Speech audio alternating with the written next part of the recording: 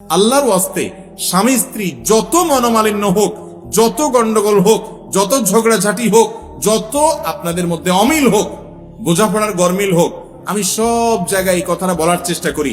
যারা বিবাহ করেছেন তারাও মনোযোগ দিয়ে শুনেন, যারা বিবাহ করবেন ভবিষ্যতে এখনো করেন নাই তারাও মনোযোগ দিয়ে শুনেন। আল্লাহর ওয়াস্তে মাথা গরম করে তালাক দিবেন না। তালাক এমন একটা ডেঞ্জারাস অস্ত্র, এমন একটা ভয়াবহ অস্ত্র, ছুরি এবং চাকুর চাইতে পিস্তলের চাইতে ডেঞ্জারাস। কিরকম? আপনি একজনকে ছুরি ঢুকাই দিলেন তার বুকে, ঢুকানোর পরে লোকটা মারা গেলেন। এখন আপনি জিব্বা কামড়ায় বলছেন, ও সরি, আমি আসলে বুঝতে পারিনি। এতে কি লোকটা জীবিত হবে? ঠিক একই ভাবে আপনার স্ত্রীকে রাগের মধ্যে মাথা গরম করে আপনি তালাক দিয়ে দিলেন। অনেক লোক ফতোয়া দেয়, যারা আলেম তো না, অনেক সময় মুসলমান কিনা সন্দেহ, তারা ফতোয়া দেয় রাগের মাথায় তালাক দিলে কি হয় না? তালাক হয় না। আমি বলি, তালাক কি কেউ মহব্বত করতে করতে দেয়? ভালোবাসার চোটে স্ত্রীকে ডাইকায় না তালাক দিয়ে দেয়?